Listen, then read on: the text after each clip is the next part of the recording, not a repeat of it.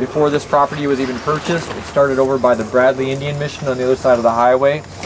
Myself, Ed Pigeon, Johnson Bush, there was about Frank Sprague, about 4 or 5 families came together, and it really started with a discussion of just folks within the community talking about, as some elders had memories of really the 1960s and earlier, you know, a few different family sugar bushes which took place.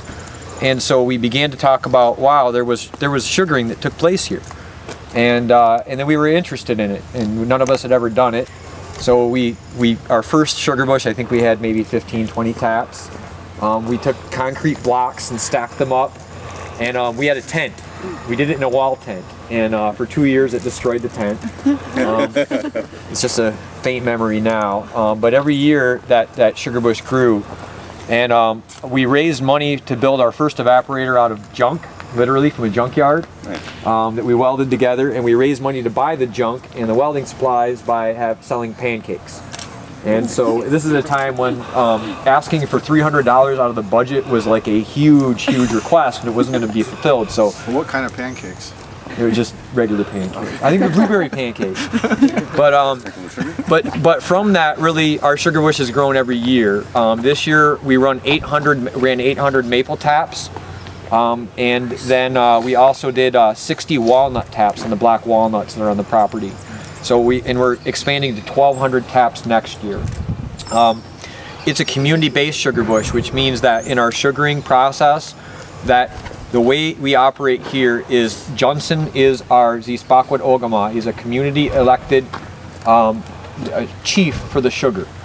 He's the one who brings the community together. He makes the decisions regarding, you know, how much sugar we're going to make, how much syrup we're going to make, how much vinegar we're going to make. He coordinates the schedule. He reaches out to the community to make sure that people are there. He decides when you're ready to run the evaporator and when you're going to just work on the kettles. He gets you trained up. That's his job. And he does a really good job with that as a point person in the community. So he has a pretty important role here.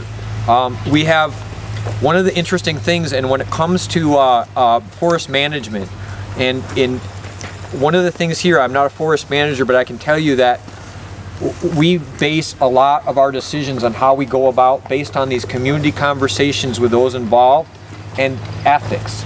So one of the things that you'll see here is we do run some lines to collect our sap, but they're gravity lines. They just go down the hill. We don't have a vacuum system.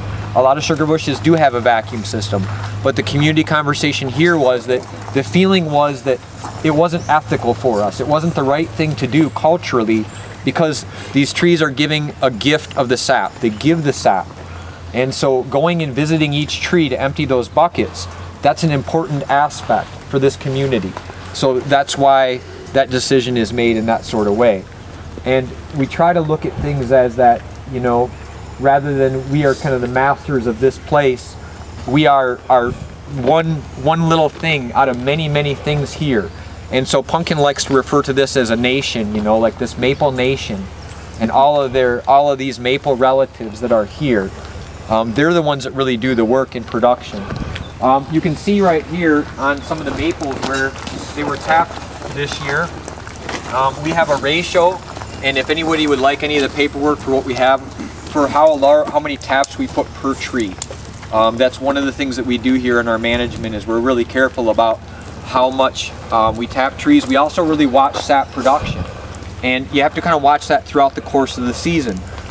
Some trees will produce early in the season, some trees produce just late in the season, and it varies. And if a tree is not producing well at all over the course of 1 or 2 years, we won't tap that tree. You know, it may be struggling, obviously, with putting in this arena. We had a lot of construction, and we had to raise and change the road level, and even our big hickory trees over there have been struggling, and that has to do with the compaction of the ground. And we've had people suggest we should just cut those trees down because they're not healthy. But our perspective is that, you know, we kind of hurt those trees a little bit, so we want to allow them to be able to heal.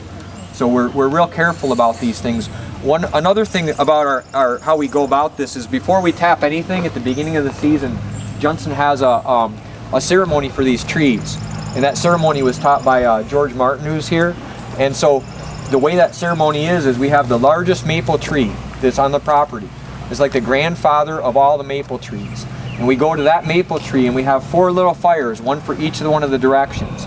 And we offer tobacco, and we and we thank those trees. We really petition them. We ask for their help, their support. We recognize what their gift is. We recognize that relationship that has existed between this community and these trees for the vast amount of time, and to be able to address them and to offer them our thanks for what they're doing for us. And then when our sugar bush is completed, then we have a feast all as well to honor those trees and to honor all the work that's been done. And this really, really important gift. We'll walk down to the sugar house.